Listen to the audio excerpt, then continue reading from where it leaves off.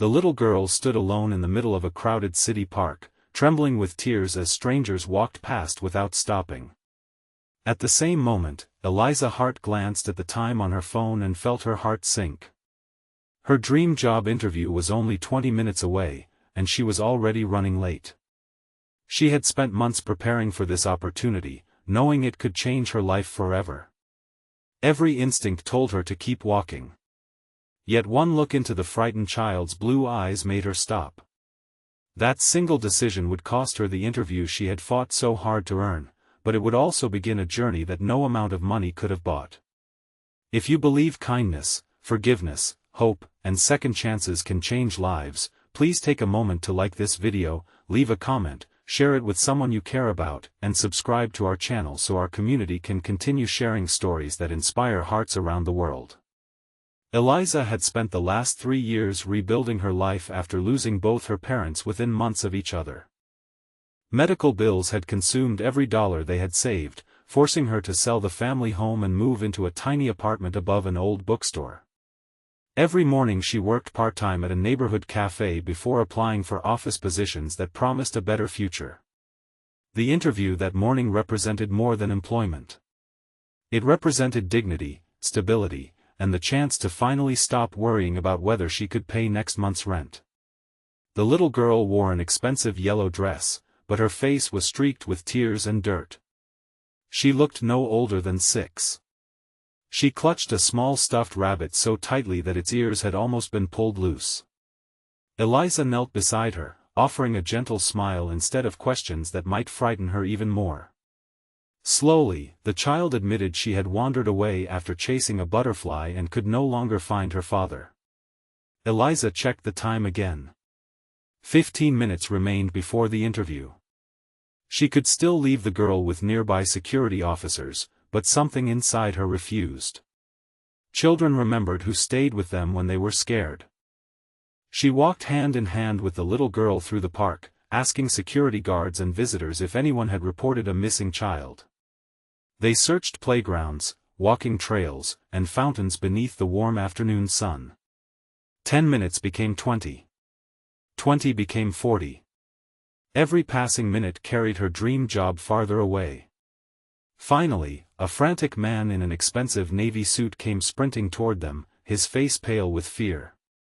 The moment the little girl saw him, she ran into his arms. Relief washed over his face as tears filled his eyes.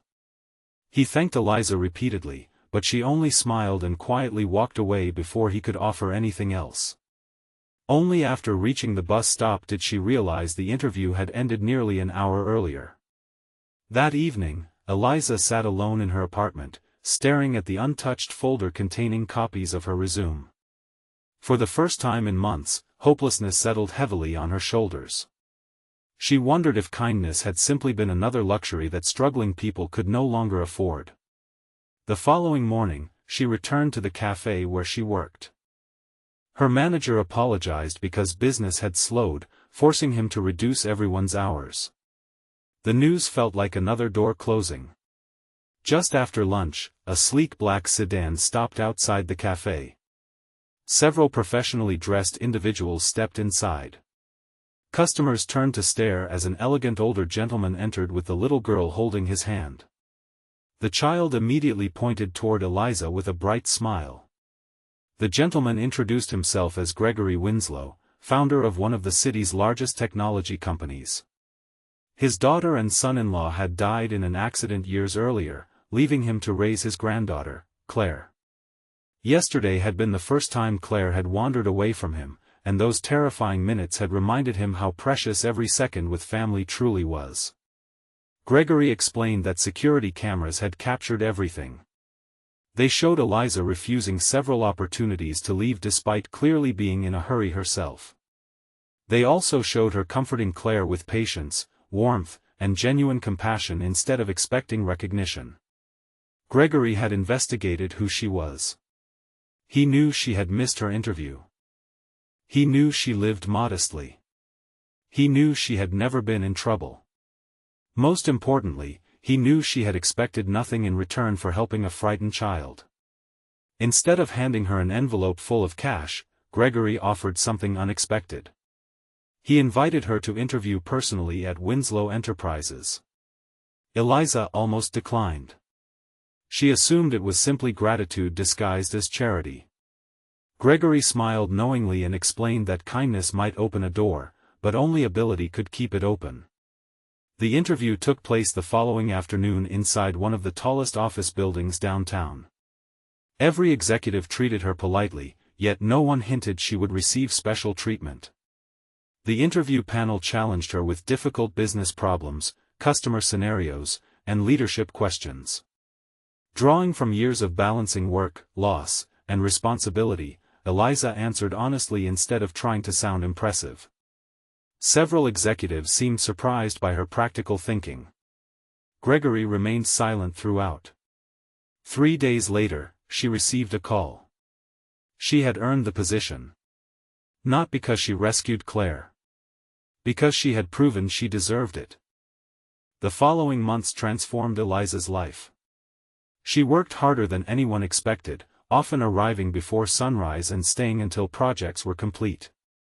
She treated interns with respect, thanked maintenance workers by name, and remembered birthdays of receptionists many executives barely noticed. Her kindness slowly reshaped the culture around her. People began helping one another without being asked. Departments started cooperating instead of competing. Employees who had once dreaded Mondays found reasons to smile again. Gregory watched quietly from a distance. One afternoon he invited Eliza to lunch on the company rooftop garden. He confessed that countless applicants possessed stronger resumes than hers. Many had prestigious degrees and years of corporate experience. Yet almost none had demonstrated the quality that could never be taught in business school. Character. He told her that companies survived because of intelligence but became extraordinary because of compassion. Months later, Winslow Enterprises launched a community scholarship program for struggling young professionals. Gregory insisted Eliza lead the initiative. She hesitated, believing others were more qualified. Gregory simply reminded her of the little girl in the park. The people most capable of changing lives were often those who remembered what it felt like to need someone else's kindness. Over the next year, hundreds of applicants received mentorship, financial assistance, and career opportunities through the program. Many later admitted they had nearly given up on their dreams before meeting Eliza. Meanwhile, Claire visited the office often, proudly calling Eliza her best grown-up friend. They spent lunch breaks drawing pictures, reading books, and planting flowers in the rooftop garden. The frightened little girl from the park had grown into a confident child surrounded by people who truly cared for her. One bright afternoon, Gregory announced his retirement before the entire company. Instead of focusing on profits or achievements, he spoke about one ordinary day in a public park. He explained that the future of his company had changed because one woman had chosen compassion over convenience. The auditorium filled with applause as Gregory presented Eliza with the company's highest leadership award. Tears filled her eyes, not because of the recognition, but because she finally understood something her parents had always tried to teach her. Success was never measured by the opportunities we received. It was measured by the opportunities we created for others. Before we finish, I'd love to hear from you. If you had only minutes before the biggest opportunity of your life, would you still stop to help a frightened child? Share your answer in the comments because your story may inspire someone else today. If this story touched your heart, please like this video, leave a meaningful comment, share it with someone who needs hope today, and subscribe to our channel so you never miss another emotional journey. Remember, one small act of kindness may seem insignificant in the moment, but somewhere ahead, beyond anything you can imagine, it might become the very reason another life, and your own, changes forever.